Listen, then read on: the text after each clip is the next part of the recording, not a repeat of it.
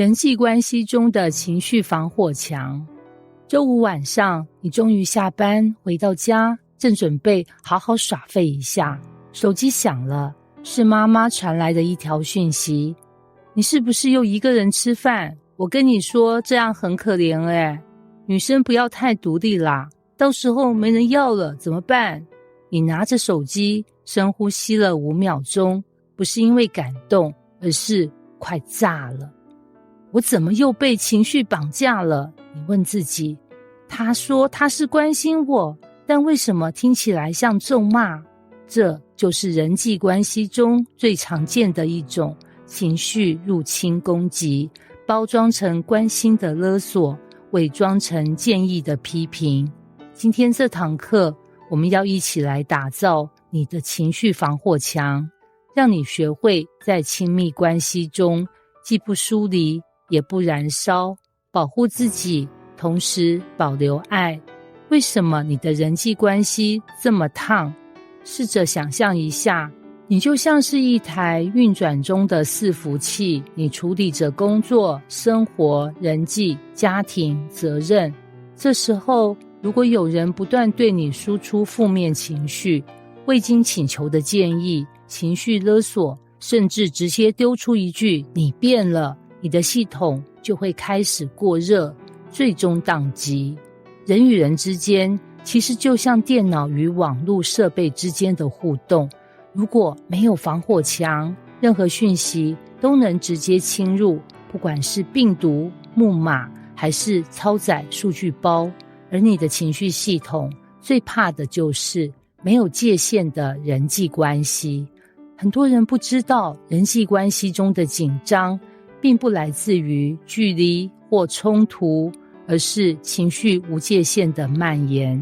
我說這些是為你好，你怎麼對我這麼冷漠？我就知道你會這樣，不說了，你都不懂啦。這些句子表面上像是在溝通，實際上卻是在燃燒你。情緒防火牆的第一層便是有毒情緒傳輸。我們先來認識幾種最常見的人際情緒攻擊包。1、情緒勒索包，代表語：如果你愛我，就應該。特徵：讓你因為不照對方期待而感到罪惡。2、偽裝關心包，代表語：我是為你好啦，你怎麼都聽不進去。特徵：看似建議，實際是控制；看似溫柔，實際逼迫。3、情緒甩鍋包，代表語：我會這樣，都是因為你。特徵：把責任全丟給你，逼你接下對方的情緒爛攤子。4、被動攻擊包，代表語：沒事啦，你繼續開心就好。特徵：話語充滿暗示與冷嘲，讓你莫名自責與不安。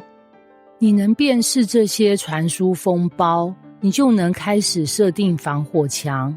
防火牆的第一步不是反擊，而是意識到這不是我的錯，這是對方的情緒，並不等於我的責任。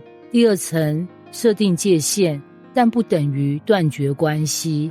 很多人會問，如果我設了情緒界限，別人會不會覺得我冷漠？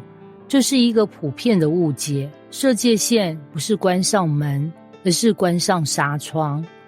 紗窗能讓陽光與空氣進來，但能擋住蚊蟲。情緒界限能保留連結與愛，但擋住侵入與操控。讓我們看看幾種高情商的回應方式。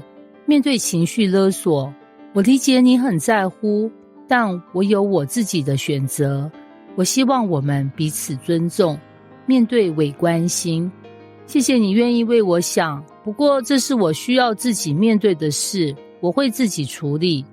面對情緒甩鍋，我知道你有情緒，我願意聽，但我也有我的感受與界限。面對被動攻擊，你似乎不太開心，我們可以開誠布公聊聊，不用繞圈子。這些不是反擊，而是界限，界限是一種溫柔又堅定的愛，我尊重你，但我也尊重自己。為什麼你總是登出不了那些讓你窒息的關係？你可能會問，我知道對方一直在情緒控制我，但我就是離不開，反擊不了，甚至還會自責。這通常是因為兩種內在信念在作怪。一，如果我不滿足對方，我就是壞人。這是很多從小被高期待養大的人的慣性思維，他們習慣扮演討好者，哪怕是犧牲自己，也不能讓別人失望。二，我可以拯救他的情緒，這是一種虛假的救世主情節，以為自己如果再多包容一點，多退一步，就能讓對方變好。結果不是對方變好了，而是自己被耗盡了。人際防火牆的關鍵是學會在心理上按下登出鍵，而不是離開關係，而是不再讓對方的情緒駕駛你的反應。最健康的人際關係是彼此都有情緒空氣清淨機。最後，我們來描繪一下人際關係中真正的情緒健康模式。你可以表達自己的情緒，而不是操控對方。你可以傾聽對方的感受，但不吸收所有壓力。你可以不接受不合理的要求，卻依然維持愛的溫度。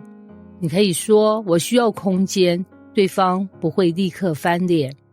這樣的關係不是冷漠，而是彼此有情緒空氣清淨機。